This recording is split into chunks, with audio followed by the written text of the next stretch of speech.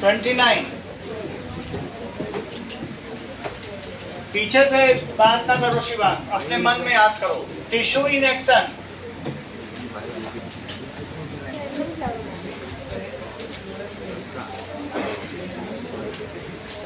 अभी भी आवाज आ रही, बात नहीं करिए।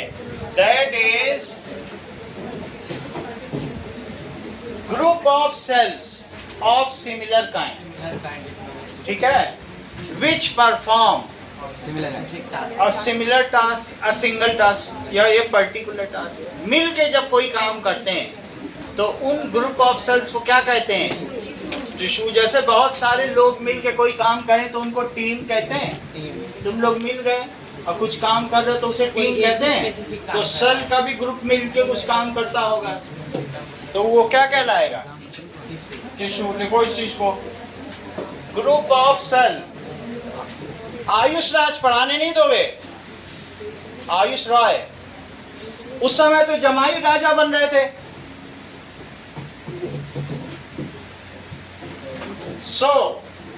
क्या बोला अभी बताओ, क्या पढ़ा इन लोगों को? That is group of cells which, वो क्या करते हो? Which are of similar type, जो कैसे हो दिखने में? Which are of similar type. Similar type का मतलब है सिमिलर साइज, सिमिलर शेप, सब कुछ एक जैसे हो, ठीक है। विच आर अलाइक, सीधी सी बात क्या है? विच आर एक जैसे हो। That is similar shape, similar size,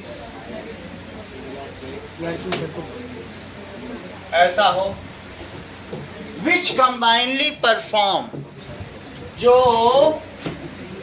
which combinedly perform a particular task is called, उसे क्या कहा जाएगा? टिश्यू। अब जरा आप लोग ध्यान दीजिए, टिश्यू किस तरीके से होता है। जरा हम लोग कुछ एग्जांपल ऑफ टिश्यू देखें फिर आगे बढ़ें, और ये दिखने में कैसे कंबाइंड होते हैं। Let us see them. तो ये देखो,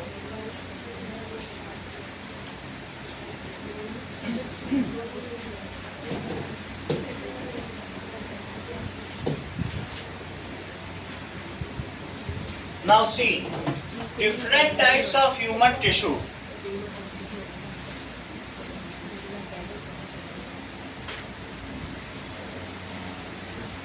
Different types of human tissue. तो The human body has 4 main tissues. इस तरीके के टिश्यू होंगे। ये देखिए कुछ चीजें देखो, ये जो टिश्यू है इसे एपिथेलियल कहेंगे, इससे हमारी स्किन बनी हुई है। कौन सा टिश्यू है? एपिथेलियल का मतलब है तुम्हारे हर ऑर्गन को ये पैक करेगा। तुम्हारी जीभ को किसने पैक कर रखा है? एपिथेलियल। तुम्हारी स्किन को किसने पैक कर रखा है? तुमको खुद को किसने? तुम्हारे हार्ट को किसने पैक कर रखा है? Epithelial. So these are the tissues. क्या ये एक सेल है कि कई सेल है? बहुत सारे सेल हैं। So the cells group of cells, the tissue which packs any organ as well as our body is called वो पहले बोल दे रहा, तुम पहले घुमाते रह गए। अब जरा देखो, there are some different types of tissue, और भी टिश्यू हो सकते हैं। ये देखो, ये कैसा है? पहला वाला जिससे हार्ट बना हुआ, कार्डियक टिश्यू। जिससे तुम लोगों की बोन बनी हुई है, स्केलेटल टिश्यू। और जो आरबीसी, जो ब्लड बना है, रेड ब्लड सेल्स, ये भी टिश्यू है। हमारी बॉडी के अंदर बहुत सारे ऐसे मसल्स हैं, स्मूथ मसल्स, वो भी टिश्यू हैं। जो जिसपे तुम्हारा कंट्रोल नहीं है, वो बॉडी के अंदर विसरल ऑर्गन्स में। विसरल ऑर्गन्स का मतलब समझते हो? दैट इज अपने आप जिनमें मूवमेंट हो रहा है, हृदय की धड़कन, लंग्स का ऐसे ऐसे होना, डायाफ्राम का ऊपर नीचे होना, इलेक्ट्रोस्कोप। अच्छा, ये डिफाइन करना है, ये पूरा लिखना है, चित्र बनाना है। यहां से हटा दो इसको। चलिए, इतनी बात समझ में आ गई। तो दैट मीन्स स्मूथ मसल से हमारी अंदर की बॉडी बनी है। तो टिश्यू तुम समझ गए कि क्या होता है, ग्रुप ऑफ सेल है। चाहे तुम यहाँ देख लो, क्या तुमको अधिकांश ये एक सेल लग रही है स्मूथ मसल में कि बहुत सारी लग रही है? तो बहुत सारी मिल जाएंगी तो कुछ और भी काम कर सकती हैं। तो इसका मतलब है कि सेल्स ग्रुप टुगेदर, सेल्स मिल जाएं तो टिश्यू बना दें। और जैसे ये हार्ट है, ये हार्ट है, हार्ट में से ऐसे निकला हुआ है, तो हार्ट के अंदर की टिश्यू कौन सी होगी? कार्डियक। और इसकी पैकिंग किससे होगी? एपिथेलियल। तो ऊपर कौन होगा बोलो? एपिथेलियल। और अंदर जो हार्ट में ये डिफरेंट ये होंगे, कार्डियक होंगे, क्योंकि इन सब में भी ऐसे होगा। तो दिस इज हार्ट। तो अंदर की मसल होगी कार्डियक, और इसके भी अंदर जो और एक टिश्यू है उसे रेड ब्लड सेल्स कहेंगे। ब्लड होगा, आरबीसी, उसमें डब्ल्यूबीसी भी होगा। ब्लड है वो, ब्लड खुद ही एक टिश्यू है। ब्लड में 4 कंपोनेंट है। ब्लड 4 चीजों से मिलकर बना हुआ टिश्यू है, आरबीसी, डब्ल्यूबीसी, प्लाज्मा, प्लेटलेट्स। तो मेरा कहने का मतलब है बहुत से टिश्यू मिल जाएं तो क्या बनता है? ऑर्गन। टिश्यू। और ब्लड भी एक टिश्यू है जो कनेक्टिव टिश्यू है, जो पूरी बॉडी को कनेक्ट कर देता है। सही है? तो ब्लड एक कनेक्टिव टिश्यू है। टिश्यू मिल जाए, many types of tissue together form an organ. Organ में क्या आ जाएगा अभी मैं डिफाइन करता हूं। सो लिखो, that is when cells group together to form tissue। Tissue कौन कौन से हो सकते हैं? जैसे ऑप्टिक टिश्यू, आंखों के टिश्यू का क्या काम है बोलो? देखना, आंखों से देखा जा सकता है। इसी तरीके से एपिथेलियल टिश्यू, इससे क्या किया जा सकता है? पैकिंग। मेरिस्टेमेटिक टिश्यू बोलो हेमंत। ग्रोथ वाले टिश्यू, इनसे पहले बोला करो। मेरिस्टेमेटिक टिश्यू,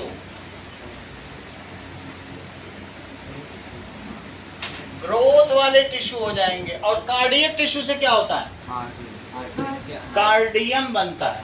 हार्ट का दूसरा नाम क्या है? कार्डियम। और जहां इसकी जांच होती है उसको कार्डियोलॉजी कहते हैं। तो दैट इज कार्डियक टिश्यू। अच्छा, अधिकांश different types of tissue group together to form. सही है, देखो, different types of tissues, types of tissue group together. Shreya, किन्हीं 5 ऑर्गन का नाम बताओ टू फॉर्म ऑर्गन। बोलो। हार्ट, बोलती जाओ। Stomach, large intestine, liver, kidney, ये सभी ऑर्गन हो गए। आइज भी एक ऑर्गन, लंग्स भी हो सकता, लंग्स, ब्रेन, स्किन भी एक ऑर्गन हो सकता। समझ में आ गई भाई? स्किन तो खैर एपिथेलियल की बनी हो। इतनी बात हो गई। अच्छा, ऑर्गन मिल जाए तो क्या बना? Organ system. So organ system, when various organs coordinate with each other and perform a single job, कोई एक मिल के एक सिंगल जॉब करता, जैसे खाने को पचाना. तो when various organs coordinate with each other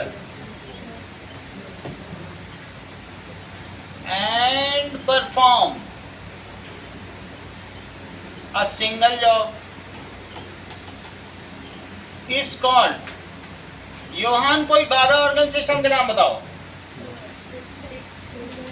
respiratory system, respiratory system, excretory respiratory system, यहाँ से ऊपर का सब रेस्पिरेटरी है, बीच में डायाफ्राम है, यहाँ पर बीच में एक डायाफ्राम है, वो ऊपर होता है तो ब्रीदिंग आउट होता है, नीचे हो जाता है तो सांस अंदर जाता है, वही ऊपर नीचे होता है.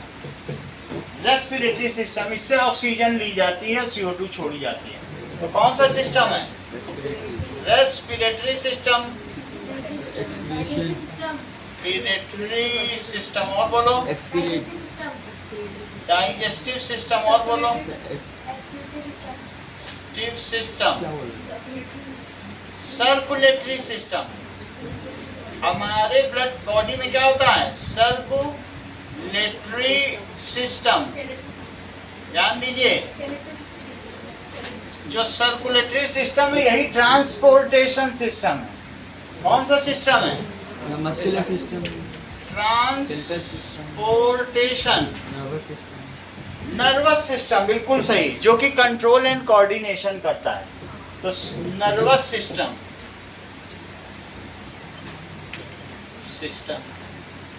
और एक और भी सिस्टम है जो लड़के को लड़का बनाता है और लड़की को लड़की बनाता है. Hormonal system. कौन सा सिस्टम? Hormonal system. क्या हमारी बॉडी से जो वेस्ट सब्सटेंस है उसको बाहर निकालने के लिए भी कोई सिस्टम है? That is excretory system. देखो श्रेया ने बोल दिया 12 होते हैं, तुरंत उसने बता दिया. इसी तरीके से हमारी बॉडी में एक और सिस्टम है, रिप्रोडक्टिव ऑर्गन्स भी हैं. तो वो कौन सा सिस्टम है? Reproductive system. तुरंत बताया करो, तुम्हारे आगे माइक लगा हुआ है. That is reproductive system.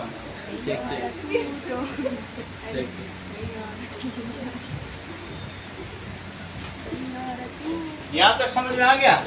Excretory system और भी होंगे, हम देख लेंगे. लेकिन ऑर्गन सिस्टम के आगे क्या होगा? ऑर्गेनिज्म. ऑर्गेनिज्म. ठीक है. Various organ system coordinate with each other to form an individual living being called organism. एक बार और नाम बताओ बेटा, तुम्हारा नाम एक दो दिन पूछे. गन्ना है. अच्छा, ऊपर लिखो, लिखना पड़ेगा तो याद हो जाए. ये देखो, लिख लेंगे. वेरियस, देख लो, that is many organ system. ठीक है. Coordinate with each other to from a individual living being. क्या बना देते हैं? Individual living being. इसे कहेंगे ऑर्गेनिज्म. Many organ system.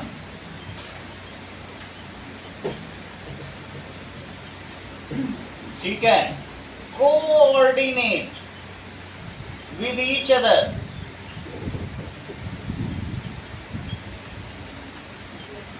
एक दूसरे के साथ. कभी ऐसा हुआ है कि दाल चावल मुंह पे ले गए और मुंह खुलने से इनकार कर दिया और सारा दाल चावल लग गया? नहीं. सब कोऑर्डिनेट ही करते हैं. आंखों ने सांप देखा हो, पैर ने हटने से इनकार कर दिया. हुआ है कभी तुम्हारे साथ? नहीं. आंखों वो कहे कि तुमने देखा, तुम ही हटो, हम क्यों हटे हैं? ऐसा कभी नहीं देख के हुआ. शॉप में आ गए तो हटा. तो many organ system coordinate with each other. ठीक है. To form individual living being. Visual living being, उसे क्या कहेंगे? कॉल्ड ऑर्गेनिज्म, एग्जाम्पल है ह्यूमन एक ऑर्गेनिज्म है, अ मैन, गोट, गोट भी हो सकती है एक ऑर्गेनिज्म, सही है, इवन अमीबा भी हो सकता है, छोटे से छोटा भी हो सकता है, बड़े से बड़ा भी हो सकता है। अच्छा, ऑर्गेनिज्म से संस्कृति क्या बन जाएगा? Species. Population. स्पीसीज या पॉपुलेशन? पॉपुलेशन ही लिखो, ठीक है। That is group of a particular species living in a particular area is called population. सबसे पहले तेजस्वी, दैट इज पॉपुलेशन क्या होता है? Population. Population, group of a particular species living in a particular area. एक group of particular species है जो कहीं रहता होगा पर्टिकुलर एरिया में, उसे क्या कहेंगे? दैट इज कॉल्ड,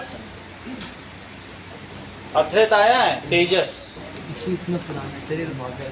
अतिकाश, अतिकाश तो छा गया, 9.5 नंबर ले आया। Aarush दासिदा,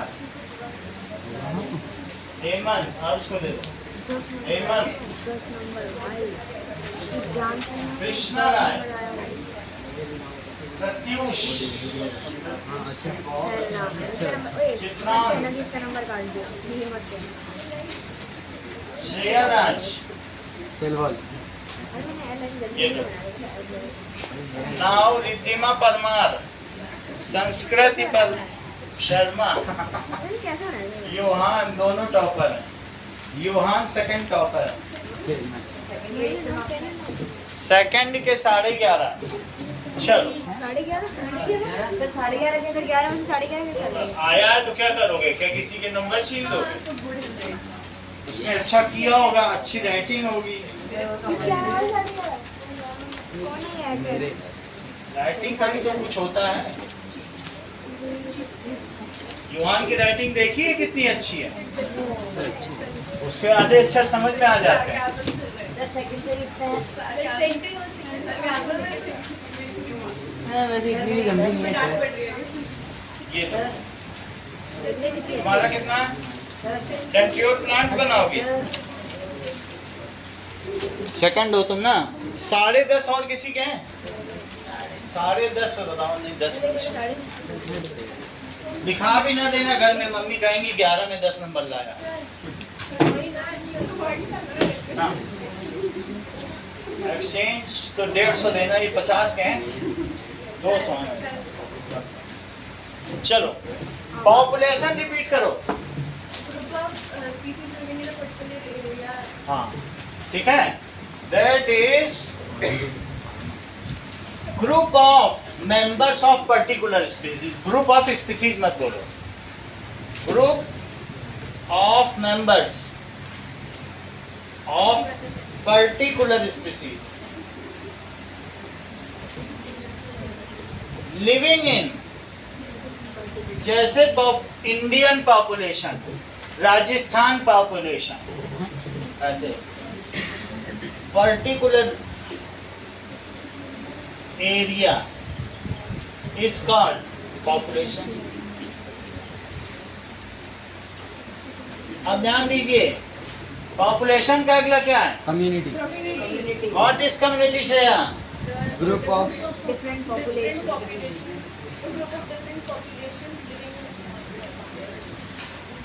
group of different group of different, ठीक है, पॉपुलेशन भी कह सकते हो। That is different population living in a particular habitat and interacting with each other, exchange material with each other. Different population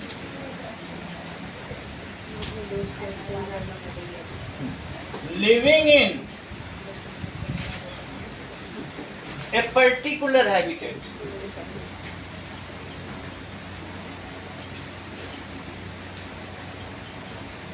and interacting with Hemant interacting human and interacting with Hemant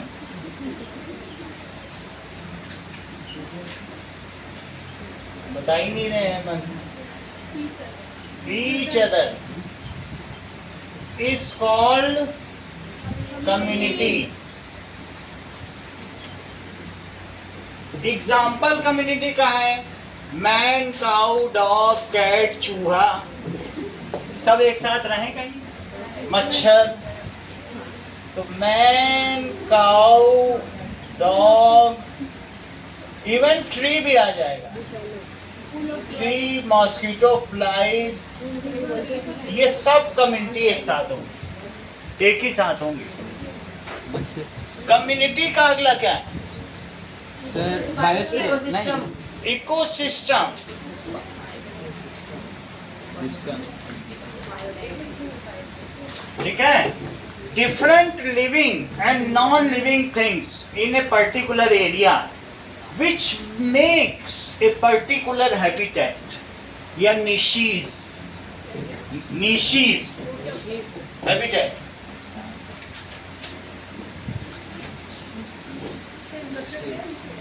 habitat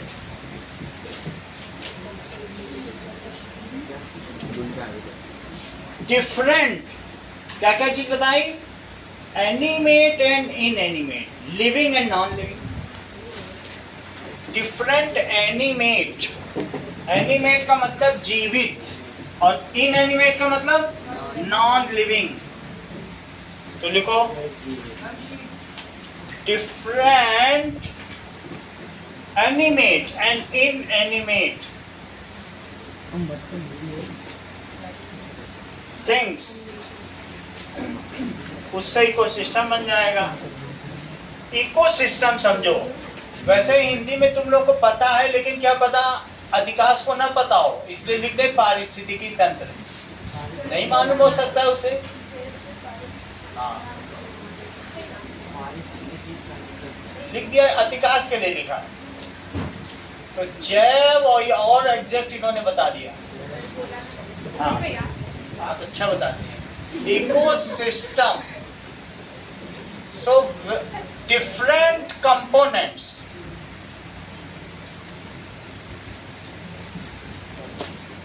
of ecosystem are, इसके कौन से दो घटक हैं? Yes, are, yes, living and non living. Living को कहेंगे, मैं सही बता रहा हूं, एनिमेट, एंड नॉन लिविंग को क्या कहोगे? इनएनिमेट। दोनों चीज लिख लो जो भी वहां दी गई हो। ये डिफरेंट कंपोनेंट्स ऑफ इकोसिस्टम, ठीक है। ये फॉर्म है हैबिटेट, ये क्या करते हैं? डिफरेंट, ये of these are this. So when in a habitat, एक हैबिटेट है, एक हैबिटेट में क्या होगा?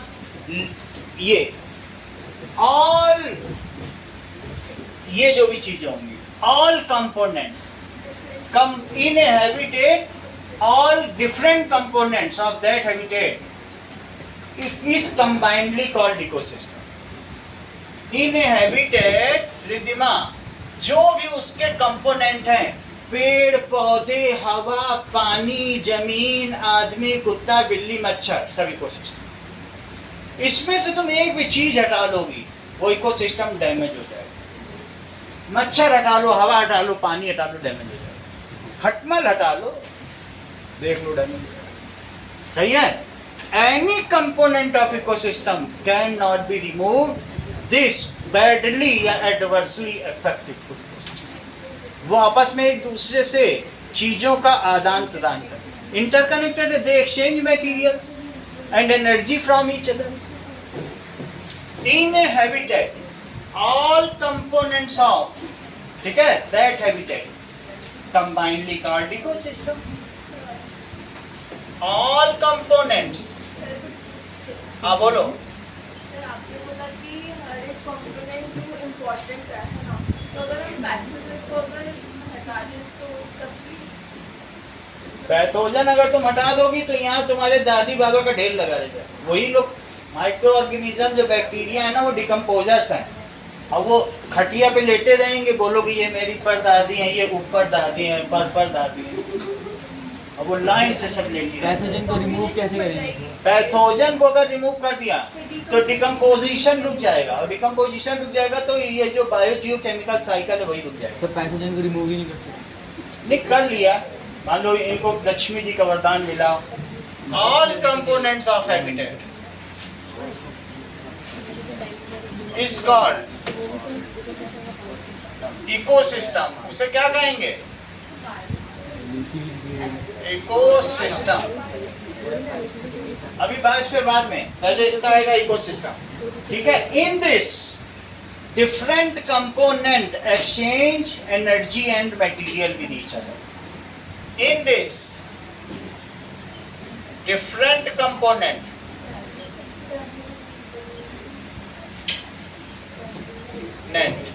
exchange energy and material, ठीक है, with each other। इसके कुछ एग्जाम्पल देखो। some ecosystems are natural and some are man-made। कौन कौन से नेचुरल हैं? some ecosystem are natural and some are artificial या man made। जैसे कि तुम्हें खुद ही देखना होगा, फॉरेस्ट, जू, पार्क, रिवर, लेक। तो रिवर भी होता है? हाँ, उसमें भी बहुत सारे मछलियां होती हैं। हाँ नेचुरल है। अब तुम्हें खुद देखना इसमें कौन सा क्या है। तो forest, fish aquarium,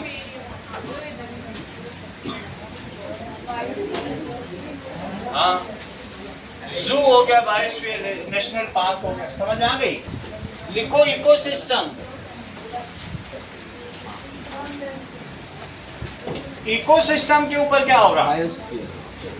that is biosphere.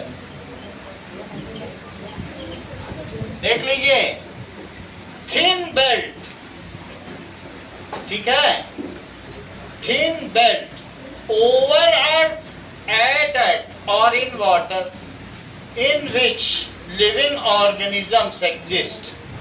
उसे क्या कहेंगे? ये एटमॉस्फेयर है, ये हाइड्रोस्फीयर। और जमीन पे भी कुछ लोग रहते हैं, तो इसे क्या कहेंगे? Lithosphere.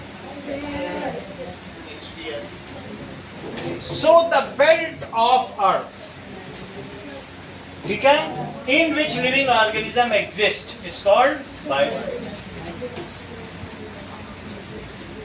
Biosphere, the belt of earth in which living organism exist is called, which is worthy of living, it is called biosphere. It is further divided into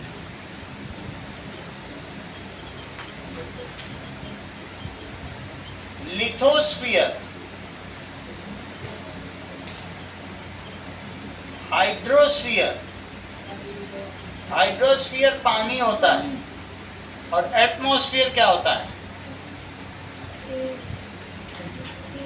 लिथोस का मतलब तो तुम पत्थर जानते हो कि नहीं जानते हो? तो उसी से लिथोस्फीयर, और हाइड्रो का मतलब वाटर भी जानते हो। अब जरा देखिए, what is labour of division? Division of labour. So why making of tissue is important? Division of labor से तुम क्या समझते हो? जब काम बटे होते हैं। हाँ, देखो,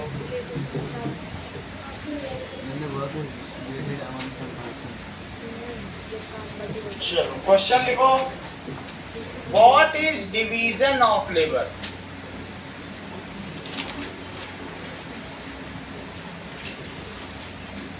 In multicellular organism,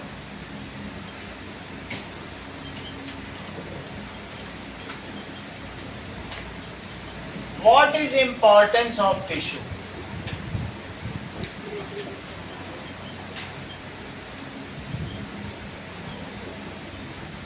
चलो इसका आंसर बुक में देखो, 1 मिनट में आ रहा हूँ, थोड़ा सा पेमेंट करके आ जाओ।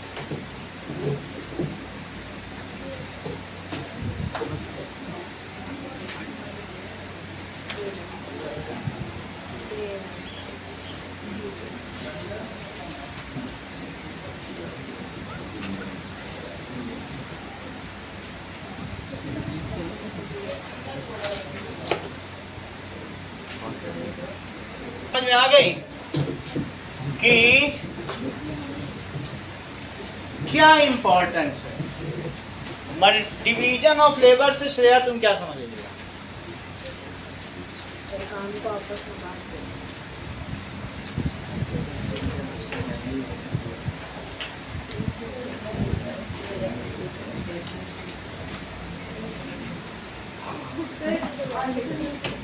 करेक्ट,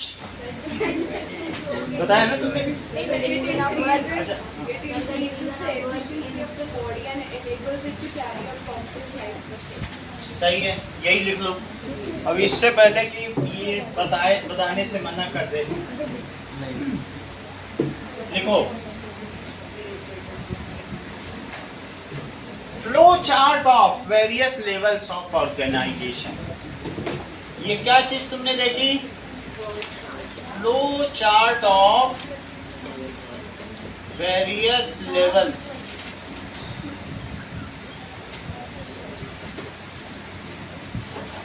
इन मल्टी सेलुलर ऑर्गेनिज्म।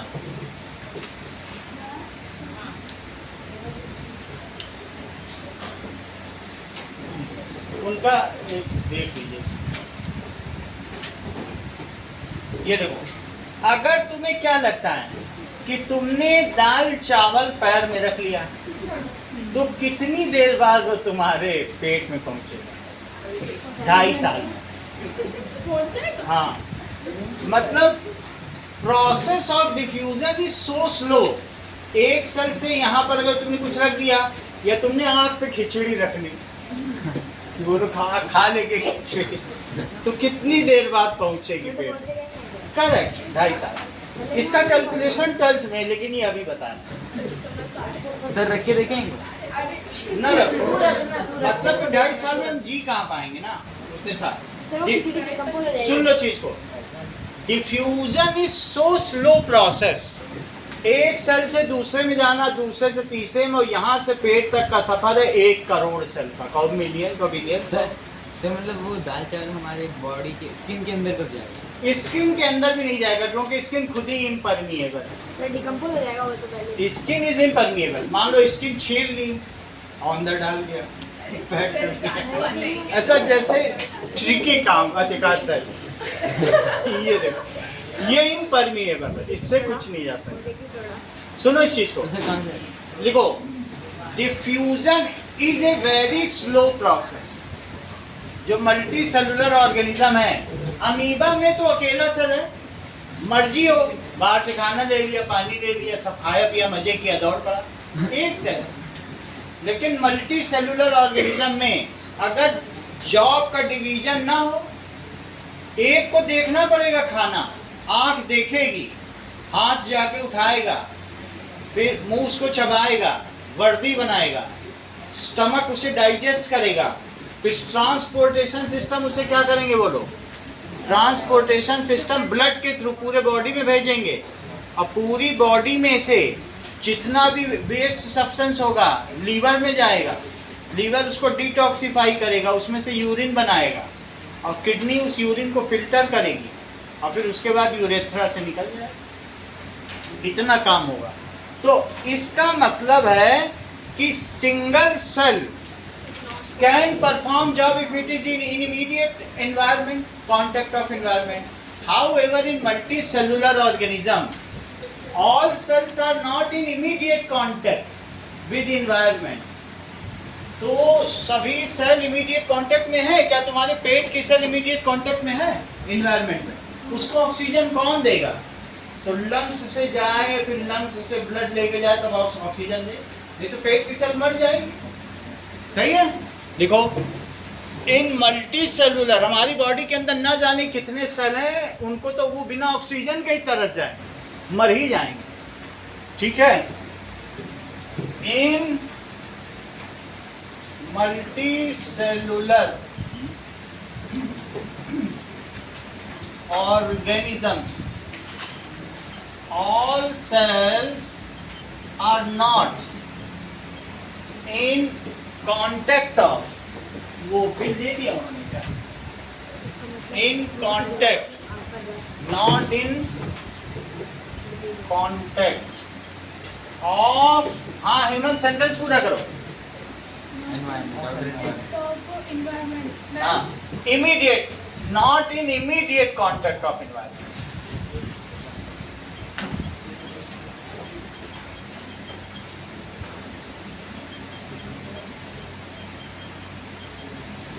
ठीक है। Also we know that process of diffusion is very slow. तुम सोचो बाहर से अंदर चला जाए, यहीं रख दो खाना, यहीं ऑक्सीजन रख दो, तो 2.5 साल में तो आदमी मर ही जाएगा। सेल मर जाए 10 मिनट में, नाक बंद कर दी जाए तुम्हारी, अभी 10 मिनट में मौत हो जाए, ठीक है। सौम्या तो 15 मिनट जी रहे, लेकिन मैं बता लेकिन कईयों की 10 मिनट में हो जाती है। Not in contact, on other side process of diffusion is very slow, ठीक है ना। We cannot rely on it for our ये जो ये life of cell नहीं हो सकता। On other side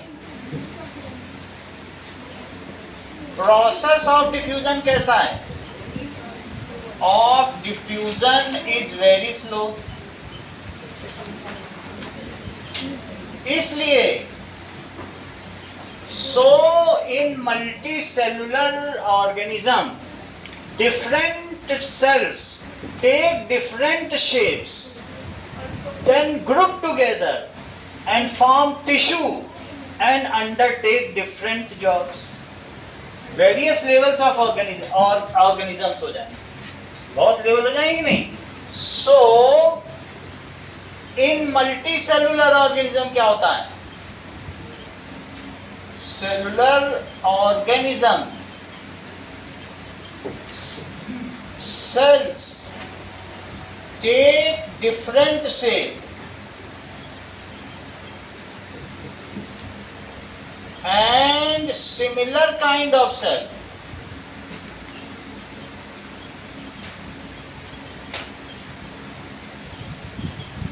group together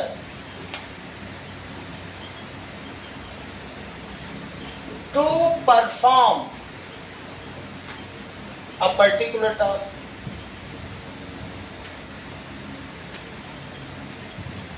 देखिए Saumya, different tissue perform different tasks and in this way coordinate with each other, ठीक है, so that it is better suited for body. ऐसा कोऑर्डिनेट करेंगे कि हमारे शरीर के लिए वो सबसे अच्छा रिस्पांस पैदा करे। Different tissue undertake different types of jobs. सब टिश्यू एक ही काम नहीं करेंगे, मस्कुलर है तो उठा लेगी, कार्डियक है तो ब्लड पंप करेगी, आंख का काम अलग है, आंख ताकत नहीं लगा सकती लेकिन देख तो सकती है। सो ये चीज है, group together to perform a particular task. देखिए different tissue, these are called tissues, इन्हें क्या कहेंगे,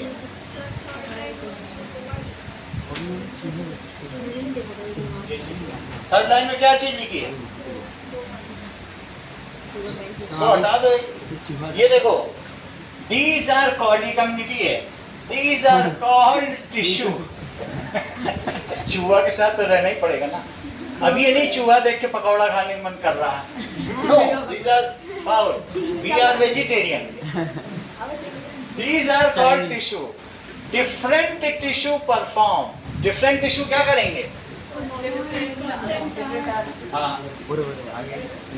Different tissue perform. No. Perform different tasks in coordination with each other, और क्या एक दूसरे से सहयोग करेंगे? In coordination with each other in such a way that it is better suited for our body. ऐसे करेंगे कि जो हमारी बॉडी के लिए कैसा हो, even best suited.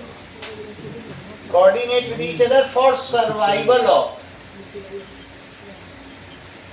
organism. Yes, it is community. अब आगे देखो, ये हम लोग इनके बीच रहते हैं, ठीक है? These are our ancestors, dinosaurs. Dinosaurus. अब आगे देखो, 300 मीटर कूदने में मजा आएगा। ये देखो, with each other for survival of organism. In complex organism, tissue further group to form organ and organ to organ system and then organ. In complex organism क्या होता है? Organism. There is other more upper level of organization होता है। वो कौन सा होता है? Tissue group to form organ, organs group to form and organs group. ये बहुत इंपॉर्टेंट क्वेश्चन है, ये समझो आने वाला ही क्वेश्चन है। ऑर्गन्स ग्रुप टू फॉर्म, और जिसके यहाँ टिश्यू चैप्टर आ चुका होगा वहाँ ये क्वेश्चन आ भी चुका होगा।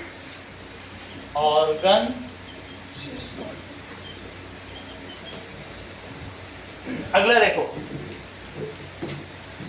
इस तरीके से देखो, तुम्हारा पहले पेज का मैंने सब बता दिया, पढ़ लो।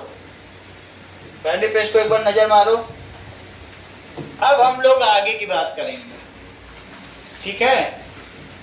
कि टिश्यू का हो गया तुम्हारा, हटा दें। चलो, फ्लो चार्ट ऑफ टिश्यू देखो। यस, देखो अभी श्रेया ने बता दिया ना फ्लो। तो टिश्यू दो तरीके की होती हैं, कौन कौन सी? करेक्ट।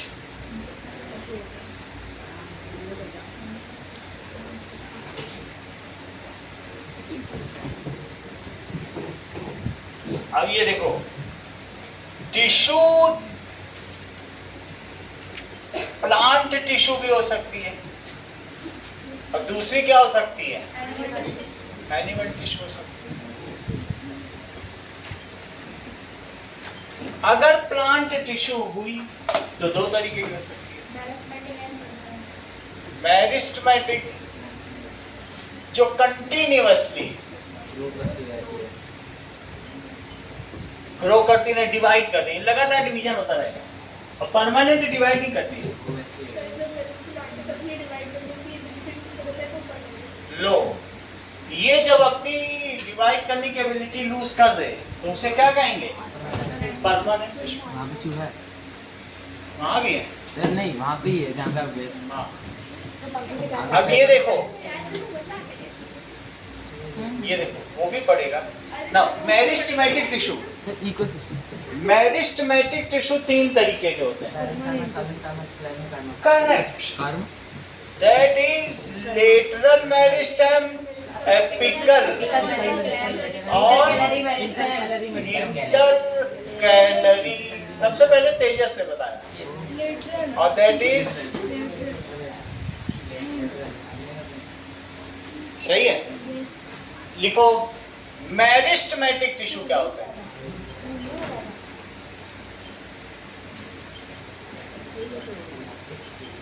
सबसे पहले हम यही देखें, meristematic tissue, that is tissue which continuously divide. जो क्या करते हैं बोलो? Continuously divide. Tissues found in plant, हम लोगों में नहीं होते हैं, found in plants which continuously divide. हमारे ग्रोथ सेल्स को क्या बोलते हैं? ये देखो हम लोगों में सेल का डिवीजन होगा, ये देखिए, ये तुमको मालूम है ये प्लांट सेल है। तो प्लांट सेल में कोई सेंट्रियोल तो होता नहीं कि वो इधर से उधर खींच ले और उधर से उधर खींच ले। तो इसमें यही जो इसकी लेमेला है, मिडिल लेमेला, वो ऐसे आ जाएगी और अब ये 2 सेल बन जाएगा। इसको कहेंगे मिडिल लेमेला, या फिर तुम लेमेला ना बोलना चाहो तो सेल वॉल। बस बीच में एक सेल वॉल आ जाती है, वो डिवाइड इतना ही है, सेल वॉल से डिवाइड होगा। इनमें सेंट्रियोल करके नहीं खींचेगा, जब बीच का जेनेटिक मटेरियल डबल हो जाएगा बस डिवाइड। समझ में आ गई बात? Tissue found in plants which continuously divide. अच्छा, इसका डिवीजन अभी वीडियो में तो दिखाएंगे, लेकिन इनमें जो सेल वॉल भी होती है ना, वो बहुत ज्यादा वैसे नहीं होती। ये देखो, मेरा कहने का मतलब है कि ये साइटोप्लाज्म है। ये क्या बना हुआ है इसमें? साइटोप्लाज्म है, और ये न्यूक्लियस। हर प्लांट सेल में मेरिस्टेमेटिक टिश्यू ऐसी हो, डेंस साइटोप्लाज्म, खूब सारा साइटोप्लाज्म। ये है। जैसे छोटे बच्चे तुमने देखे गोद में जिन्हें लेते हो तो कितने जूसी होते हैं जूस भरा, और बूढ़े व्यक्तियों में सूखे साखे हो जाएंगे, और नया व्यक्ति होगा तो गोल मटोल होगा कि नहीं होगा।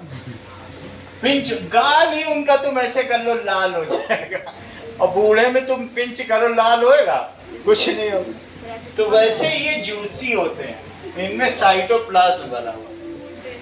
लिखो इस चीज को, अभी हम लोग लिखाएंगे इसका, इनमें डिफरेंस लिखा जाएगा भाई। अभी पूछेंगे तो क्या 10 डिफरेंस बता पाओगे, लेकिन बाद में बता दो। तो इनमें मेरिस्टेमेटिक और परमानेंट में क्या है? इसमें थिन सेल वॉल है।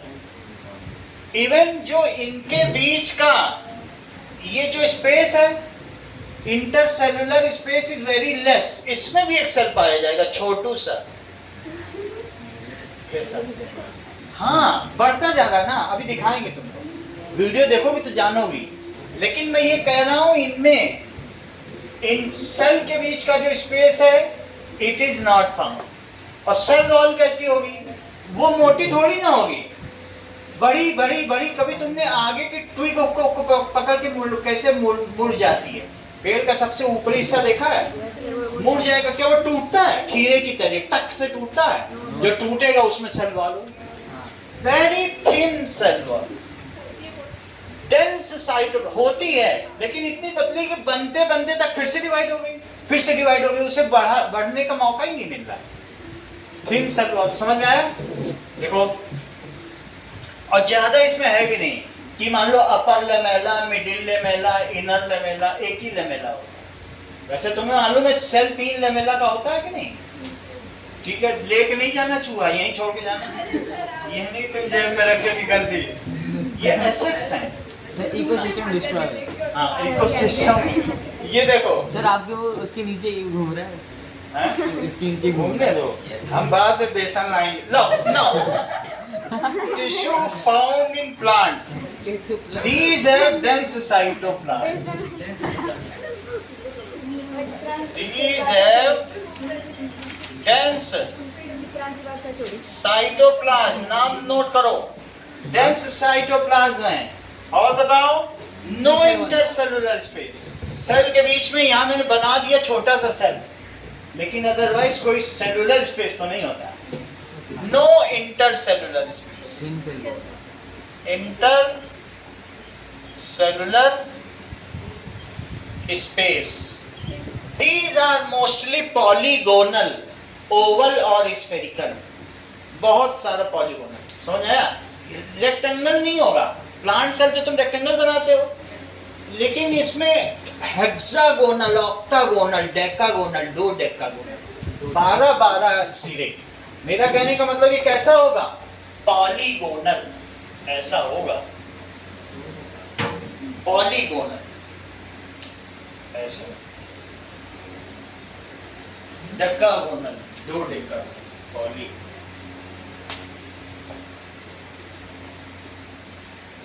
हाँ वैसे पॉलीगोनल ये इसका। सो दीज आर कैसे होंगे बोलो? पॉलीगोनल। दिख रहा है ना? पॉलीगोनल ऐसा। ये लास्ट वाला 2 डेकागोनल भी हो सकता है। लास्ट वाला है 2 डेकागोनल। पॉलीगोनल होगा।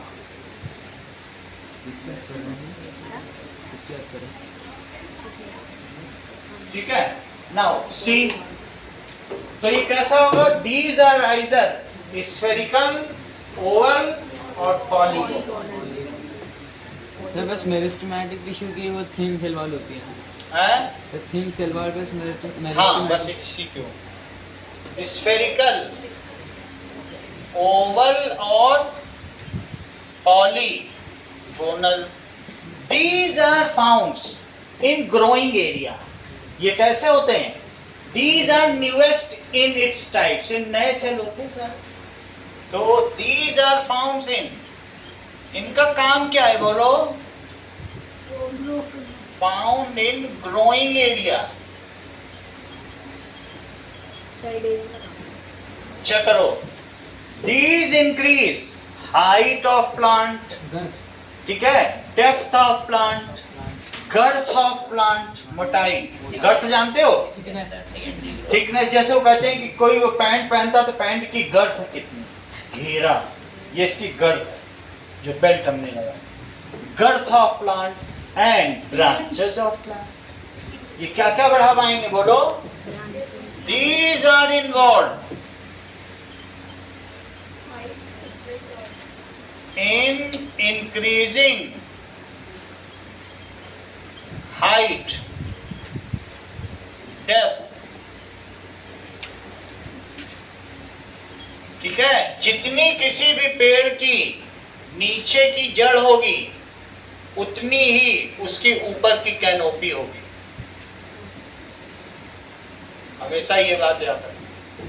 पेड़ जितना ऊपर होता है उतना नीचे होगा। और ऊपर के सिस्टम को सौम्या क्या कहते हैं? करेक्ट। ये बहुत धीरे बोलती हैं। Shoot system. कैसा? सिस्टम। और नीचे क्या है? किसी भी प्लांट के या ट्री के कौन से 2 ऑर्गन है? ये दोनों ऑर्गन है। हाइट बढ़ाएगा, डेप्थ बढ़ाएगा, गर्थ। गर्थ का क्या मतलब है? मोटाई।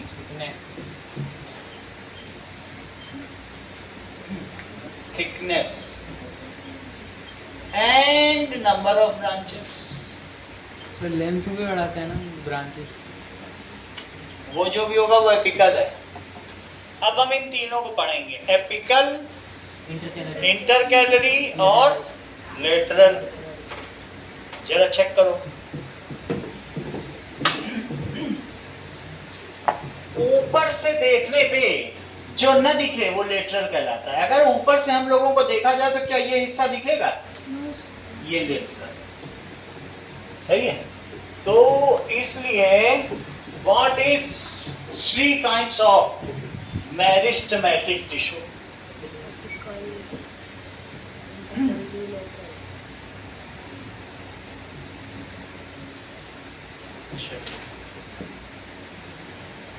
तो तुम्हारे बुक के 2nd पेज में क्या डायग्राम बना हुआ है?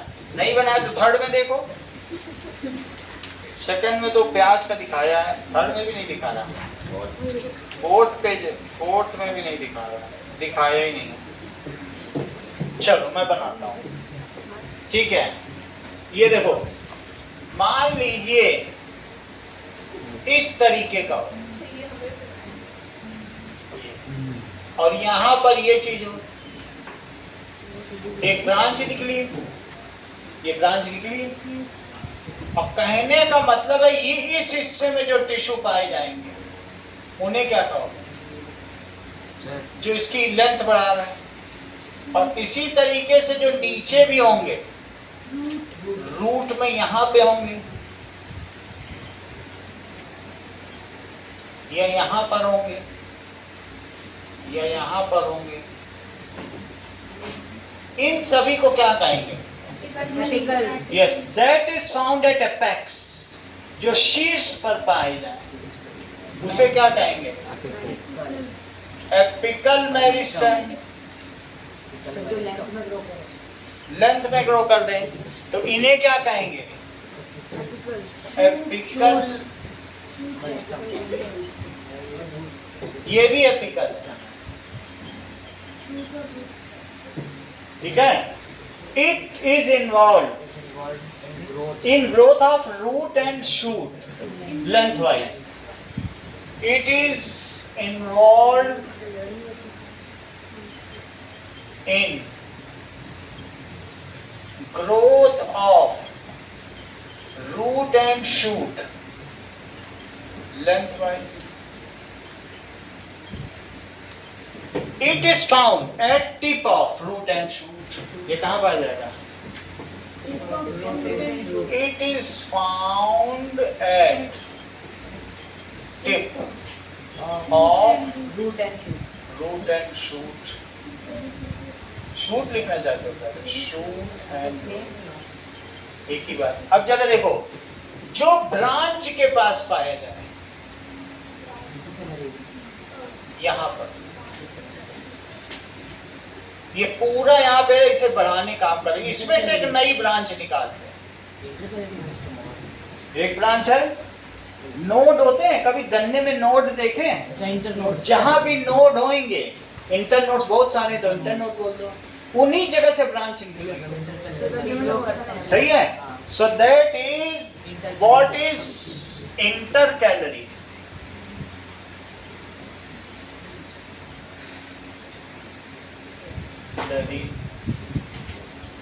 टिश्यू। अब ये जो दो नाम आ गए, इन दोनों में अंतर समझो।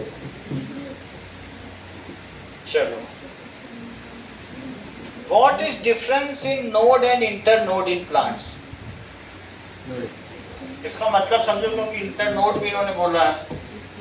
तो that is node is a spot where leaves attached to stem, where internodes is the blank space found between nodes. Internode हमारे मतलब का नहीं है, फिर से ध्यान दे लो। मान लो ये गन्ना है, तो जो बीच की चीज है उसको कहेंगे इंटरवल। जैसे तुम्हारी 2 क्लास होती है, और तो 2 क्लास के बीच में इंटरवल भी हो जाता है, जिसमें कोई क्लास नहीं होती, तो ये इंटरनोड है। और ये क्या है? नोड से ही पत्ती निकलेगी। नोड से क्या निकलती है? कुछ भी चीज नोड से निकलेगी। So these are found at nodes. ये कहां पाए जाते हैं? एंड क्या करेंगे? यहाँ पे है, जैसे यहाँ से देखो निकल रहा सब, यहाँ बहुत सारे सेल्स होंगे, और उनका काम होगा नई पत्ती को बढ़ाना, उसी को फीडिंग करना। These are found at nodes.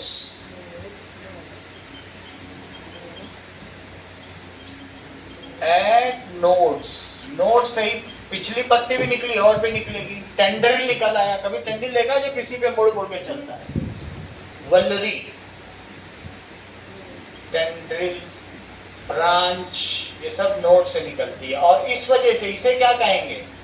Inter calorie tissue. इसका काम क्या है? Found at nodes and increase in branching.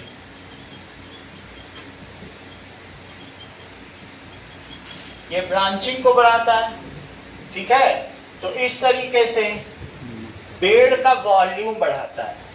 तो जितनी ब्रांच बढ़ेगी तो उससे उसका क्या होगा? वॉल्यूम बढ़ेगा, नंबर ऑफ ब्रांचेज। अब ये देखो, फाउंड एट नोड्स। तीसरी चीज क्या है? Lateral meristem. होगा पूरे ने, लेकिन मैं दूसरे कलर से दिखा देता हूं, क्योंकि फिर इंटर कैलरी भी दिखा दिया ऐसे। ये बिल्कुल किनारे किनारे रहेगा और बाहर की तरफ, और बाहर बाहर रहेगा तो क्या होगा बताओ? यहां यहां रहेगा। तो क्या ये इसकी मोटाई लगातार बढ़ाता चलेगा? अभी मैंने तुमको बताया, ऊपर से देखने पे जो चीज ना दिखे उसको लेटरल कहते हैं। लेटरल का मतलब पृष्ठीय क्षेत्र, पृष्ठ, तो पीठ जिसको कहते हैं। तो ये चीज होगी तो क्या इसकी मोटाई नहीं बढ़ा देगी? It is lateral meristem. इसे क्या कहोगे? समझ आ गई ना? पूरे स्टेम में पाया जाए। अगर स्टेम तुम कट कर दो तो किनारे में, जैसे सही है ना, कोई स्टेम कट करो किनारे, तो दैट इज, इसको क्या कहेंगे? Lateral meristem. तो अब इसमें तुम ये डायग्राम देखो, इसका जो ग्रीन पोर्शन है ये लेटरल मेरिस्टेम दिख रहा है, ग्रीन पोर्शन अभी दिखा, that is transversal section of stem. TS लिखा है, ट्रांसवर्सल सेक्शन, यानी किसी तने की अनुप्रस्थ काट। तो लेटरल मेरिस्टेम ये क्या करेगा? यस, इट इज फाउंड, ठीक है, on outer boundary of stem. कहां पाया जाएगा? It is found on outer boundary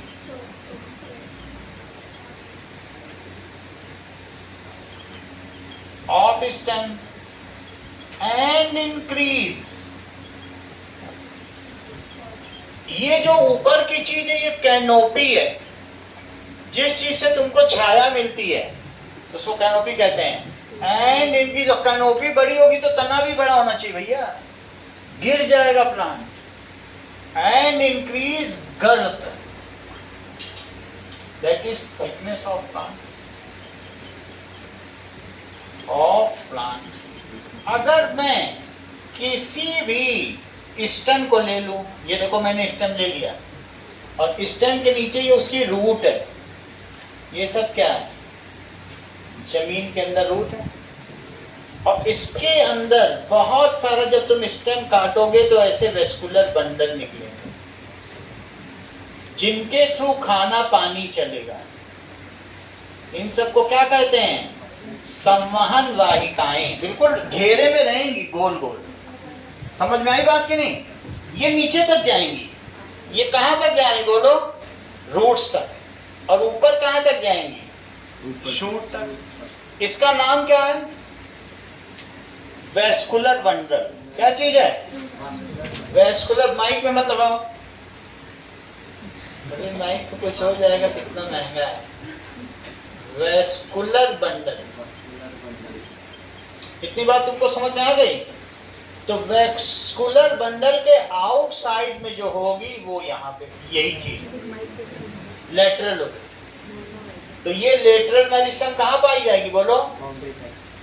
lateral meristem. क्या बोल?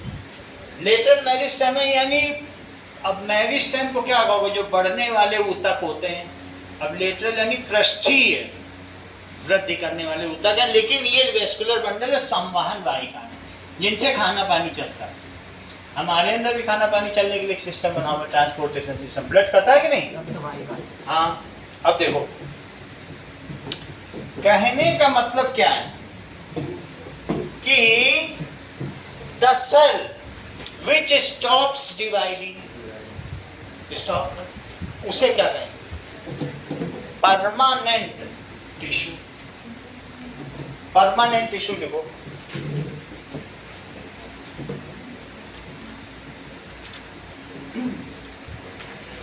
अब मान लो तुम लोग डिवाइड करना जिस दिन बंद कर दोगे, अभी तुम्हें जूस मिलता है घर में जाके अनार का पीने को, मम्मी पहले ही थाली में ले खड़ी रहती, ये ले लो खा लो बेटा, बढ़ना बंद कर दो, कहेंगे जाओ काम पे। जिस दिन तुम बढ़ना बंद कर दोगे उस दिन तुमको कुछ ना कुछ काम अंडरटेक करना ही पड़ेगा, रह नहीं सकती, मुफ्त का खाना नहीं दिया जाएगा। परमानेंट क्या होता है? अभी ले लो मुझे। That is when meristematic tissue stops dividing, get mature and stops dividing। सिर्फ बढ़ना ही तो नहीं, बहुत काम भी करने पड़ेंगे प्लांट में। when, तो उसे क्या कहेंगे? परमानेंट टिश्यू, स्थायी ऊतक। इसका क्या है? स्थायी ऊतक। टिश्यू को तो ऊतक कहते हैं और सेल को कोशिका कहते हैं। तो that is when meristematic tissue stops dividing and undertake some job, कुछ ना कुछ काम ले ले, and undertake some job. These are called permanent tissue. कभी तुमने प्याज में से मेरिस्टेमेटिक टिश्यू को बाहर आते हुए देखा? तुम्हारे बुक में एक डायग्राम बना हुआ है कि प्याज को पानी में डाल दो तो क्या उसमें से रूट्स निकलने लगती हैं उसकी? यदि नहीं देखा तो मैं एक जरा आपको दिखा दो, फिर उसके बाद चले। बुक में एक डायग्राम बना हुआ है, जरा चेक कर लो।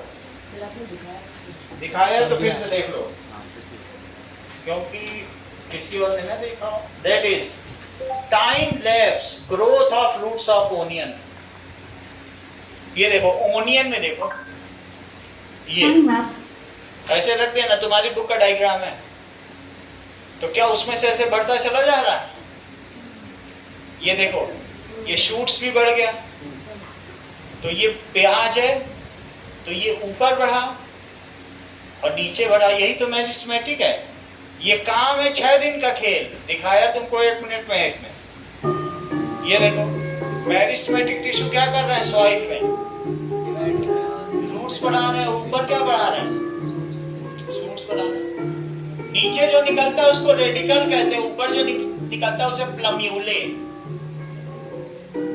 रेडिकल, प्लम्यूले। ये भी प्याज में है। ये देखो, देखो ये म्यूजिक के साथ बढ़ रहा है, म्यूजिक में तेज बढ़ रहा है। समझ में आ गई बात? अब देखो, दैट इज, तो तुम्हारी बुक का डायग्राम देख लेना। पानी से थोड़ा ऊपर रखना, ऑक्सीजन भी मिलनी चाहिए। नहीं डुबो ही ना देना प्याज, थोड़ा पानी रखना, उसको वेपर मिलती रहेगी, मॉइस्चर ऐसा होगा। These are called permanent tissue. ये क्या करते हैं? They undertake some job. These, फिर आपने लिखा दिया अंडरटेक समझा। अच्छा, अंडरटेक सम जॉब करते हैं। तो ये 2 तरीके के होते हैं। ये सिंपल भी हो सकते हैं। सिंपल क्या होते हैं? जो एक टाइप के सेल से Yes, the permanent tissue, simple permanent tissue are made of one types of cell.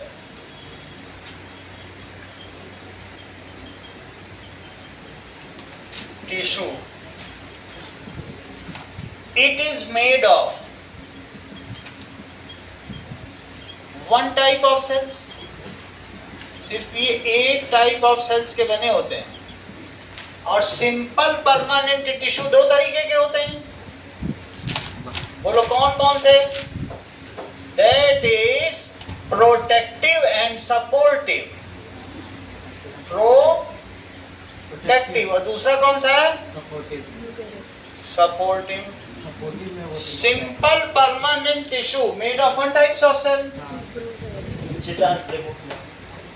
और ये 2 तरीके से होते हैं। इसके कौन कौन से हैं? बोलो। प्रोटेक्टिव, और दूसरा कौन सा है? सपोर्टिव। प्रोटेक्टिव कौन से 2 तरीके के होते हैं? करेक्ट, दैट इज, इसमें एपिडर्मिस, सब पहले जानती हो, एंड कॉर्क। कॉर्क से जानते हो? प्लांट में लकड़ी का जो सबसे बाहर का पोर्शन होता है, वो लकड़ी को वो बचाता है ना प्लांट को, लकड़ी का। और लीफ में जो सबसे बाहर की सेल है, वो क्या पानी या हवा को अंदर आने जाने देगी? नहीं जाने देगी। एपिडर्मिस, बाहरी त्वचा। और कॉर्क में भी दिखा दूंगा तुमको। लेकिन सपोर्टिव कौन से 3 तरीके के होंगे? देख लीजिए, ये मैंगो है, और मैंगो में जो चीज, एक गुठली भी है, जो सबसे हार्ड पोर्शन है वो स्क्लेरेन्काइमा,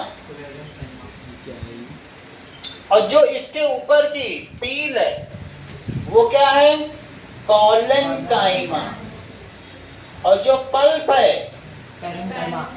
पैरेन्काइमा। तो कभी भी जो सबसे हार्ड हो, जैसे नारियल ले लो, जो सबसे बाहर का सूखा ब्राउन पोर्शन है, जो मृत हो, डेड हो, कभी मत लेना उसको, स्क्लेरेन्काइमा, ये डेड होता है।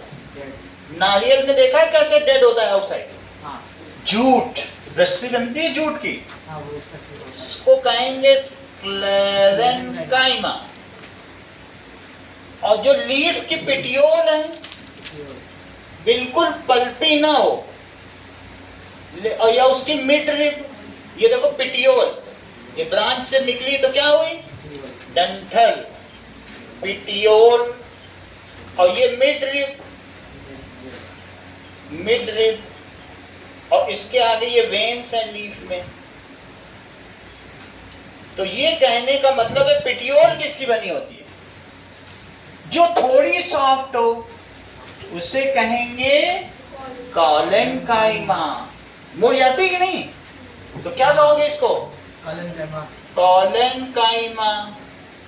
और जो बिल्कुल पल्प जैसी जूसी हो, छोटे बच्चे जैसी, तो उसे क्या कहेंगे, पैरेन्काइमा। समझ आ गई बात कि नहीं।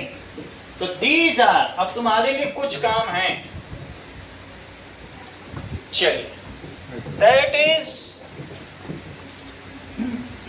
Make flow chart. इसी फ्लो चार्ट को यहां कंप्लीट कर देना, मैंने नीचे लिखा है, पिटियोल, मिड रिब, और फिर विनेशन।